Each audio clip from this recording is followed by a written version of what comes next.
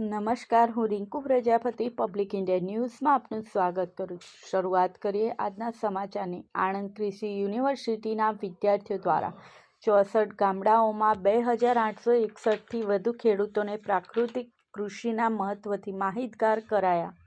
આણંદ કૃષિ યુનિવર્સિટી દ્વારા રાજ્યના ખેડૂતો પ્રાકૃતિક કૃષિ અંગે વધુ જાગૃત થાય તેમજ ગુજરાત રાજ્યમાં પ્રાકૃતિક કૃષિમાં વ્યાપ વધે તે માટે કુલપતિ શ્રી ડૉક્ટર કે.બી. કથિરિયાના માર્ગદર્શન હેઠળ કૃષિ મહાવિદ્યાલય આણંદ કૃષિ યુનિવર્સિટીના 7મા સેમેસ્ટરમાં અભ્યાસ કરતા વિદ્યાર્થીઓ દ્વારા મધ્ય ગુજરાતના વિવિધ ગામડાઓના ખેડૂતોમાં પ્રાકૃતિક કૃષિ અંગે જાગૃતતા લાવવા અને પ્રાકૃતિક કૃષિમાં વ્યાપ વધારવા અભિયાન ચલાવવામાં આવ્યું હતું.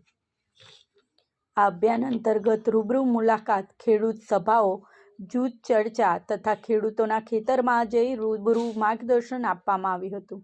જે અંતર્ગત કૃષિ યુનિવર્સિટીના વિદ્યાર્થીઓએ મધ્ય ગુજરાતના વિવિધ જિલ્લાઓના 64 જેટલા ગામડાઓમાં 2861થી વધુ ખેડૂતો અને મહિલાઓને પ્રાકૃતિક કૃષિનું મહત્વ, પ્રાકૃતિક કૃષિના વિવિધ આયામો, તેની બનાવટ તથા તેની ઉપયોગિતા, દેશી ગાયની પ્રાકૃતિક કૃષિમાં અગત્યતા, જીવામૃત તથા ઘન જીવામૃતમાં રહેલ સૂક્ષ્મ જીવાણુઓની પ્રાકૃતિક કૃષિમાં અગત્યતા, બીજામૃત, જીવામૃત, ઘન જીવામૃત કેવી રીતે તૈયાર કરવું, કેટલા પ્રમાણમાં ને ક્યારે આપવું, આચ્છાદન કેવી રીતે કરવું, આચ્છાદન કરવાથી થતા ફાયદા, આંતરપાક કરવાથી થતા ફાયદા વગેરે બાબતો પર સવિશેષ માહિતી આપવામાં આવી હતી.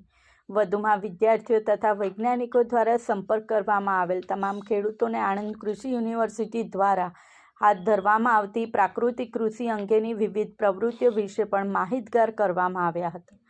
આ સાથે આજના સમાચારને સમાપ્ત કરીએ છીએ.